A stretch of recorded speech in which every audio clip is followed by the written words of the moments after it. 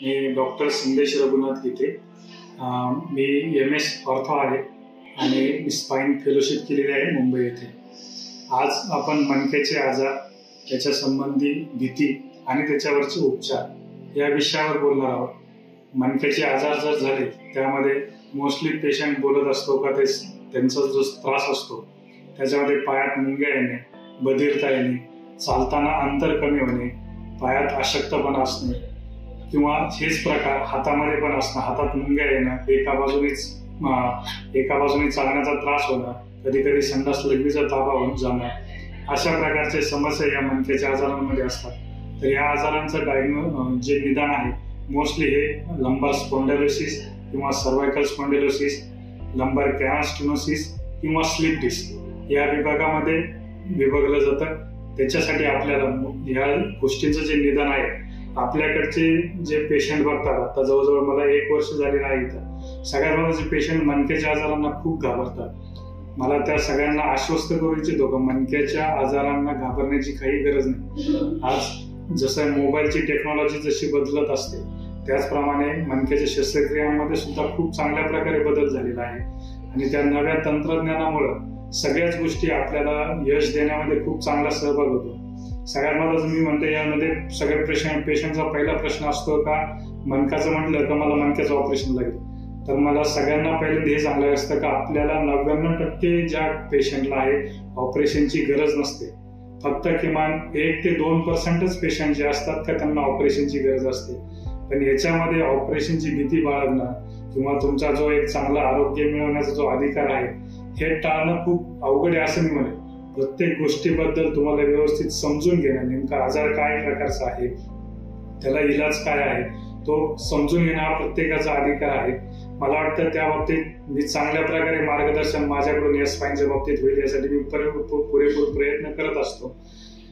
ज्यावेळेस 99% म्हणतात ऑपरेशनची गरज नाही, पण यावेळेस ज्यावेळेस 1% पेशंट असतात ते मोस्टली बऱ्यापैकी लेट स्टेजमध्ये आलेले असतात, त्यामुळे त्यांना ऑपरेशनची गरज पडत असते. ह्याच गोष्टी जर तुम्ही अर्ली स्टेजमध्ये जर तुम्ही निदान करून घेतलं आणि त्याच्यानुसार ज्या गरजेच्या गोष्टी आहेत त्या जर केल्या तर तुम्ही नक्कीच ऑपरेशन पासून थांबू शकता.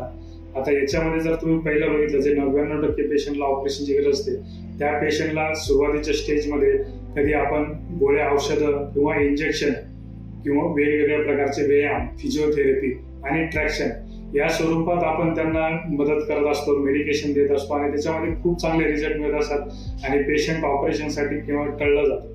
कुठल्याही डॉक्टरचा मणक्याच्या बाबतीत कधीच पहिला प्रेफरन्स नसतो का तो ऑपरेशन केलं पाहिजे. प्रत्येक डॉक्टर हा या सुरुवातीच्या ट्रीटमेंटमध्येच तो पेशंट बरा झाला पाहिजे यासाठी प्रयत्न करत असतो. जर याच्यानंतर ही ट्रीटमेंट ज्यावेळेस फेल्युअर होत असते त्याच वेळेस माणूस ऑपरेशनकडे जात असतो. जरी ऑपरेशनचा निर्णय असला तर ऑपरेशनला घाबरण्याची काही गरज नाही. ऑपरेशनचा उद्देश एवढाच असतो का जी काही नस दबलेली आहे तर नस दबलेली मोकळी करण्यात यावी. आजकाल जुन्या काळाची तंत्रज्ञान आणि आजचे तंत्रज्ञान हे गोष्ट खूप चांगल्या प्रकारे व्यवस्थित नवीन प्रकारच्या दुर्बिणी आलेल्या आहेत. कौशल्य जे म्हणतात प्लॅटफॉर्म जो असतो तो खूप चांगल्या प्रकारे, टेक्नॉलॉजी खूप चांगली आलेली आहे.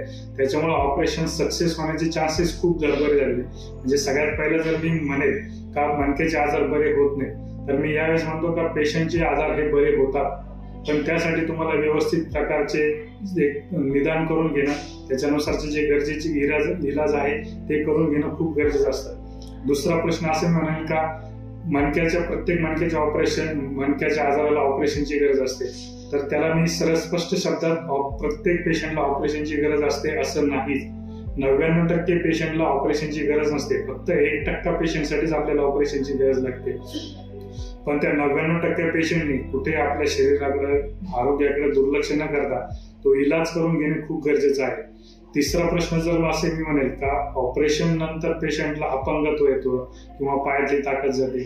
आज मी सगळ्यांना सांगू इच्छितो का आजपर्यंत नवीन सगळं झालेली टेक्नॉलॉजी, तंत्रज्ञान, सगळे शल्य विशारद जे आहेत, चांगला प्लॅटफॉर्म आहे, टेक्नॉलॉजी आपल्याकडे खूप चांगली अवेलेबल आहे. त्यामुळे ऑपरेशन सक्सेस होण्याचे चान्सेस खूप जास्त वाढलेले आहेत आणि ऑपरेशन नंतर तुम्ही काही वेळामध्ये किंवा म्हणजे काही तासांमध्ये तुम्ही तुमच्या डेली ऍक्टिव्हिटीजकडे पण शिफ्ट होतात. एवढं चांगल्या प्रकारचं तंत्रज्ञान आपल्याकडे डेव्हलप झालेलं आहे आणि आजकाल जी नवीन जनरेशन आहोत पूर्णपणे फक्त या तंत्रज्ञानावर अवलंबूनच आम्ही या दृष्टीनं पाऊल टाकत आहोत. आणि शेवटचं असं म्हणता की तुम्ही ऑपरेशन नंतर तुम्हाला तुमच्या दैनंदिन काम करण्यात अडचण येतात, तर हे पण पूर्णपणे चुकीचं आहे असं मी म्हणेन. तुम्ही ऑपरेशन नंतर काही कालावधीमध्येच तुम्ही तुमची जी नॉर्मल डेली ऍक्टिव्हिटीज आहे तिकडे तुम्ही शिफ्ट होऊ शकता. तर मला एवढंच सर्वांना शाश्वत करू इच्छितो की मणक्याच्या आजारांना घाबरून जाण्याची काही गरज नाहीये. एक तुम्ही व्यवस्थित प्रकारचा त्याला इलाज घ्या, त्याच्याकडे तुम्ही दुर्लक्ष करू नका.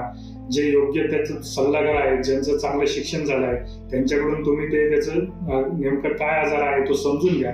त्याच्यासाठी काय गरज आहे इलाजांची ती एक समजून घ्या आणि त्याच्यानुसार तुम्ही प्रयत्न करत राहा. ऑपरेशनची गरज कुठल्याही पेशंटला पहिल्यांदाच कधीच नसते.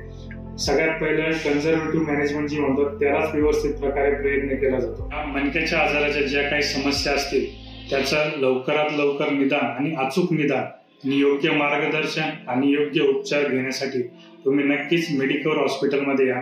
इथं मी आणि माझी टीम पूर्णपणे खूप चांगल्या प्लॅटफॉर्ममध्ये चांगल्यात चांगलं सर्व्हिस देण्याचा प्रयत्न करत असते आणि आम्ही तुम्हाला एक चांगली सर्व्हिस देण्यासाठी, तुमचे एक चांगलं आनंदी जीवन जगण्यासाठी आम्ही पूर्णपणे कटिबद्ध आहोत. थँक्यू.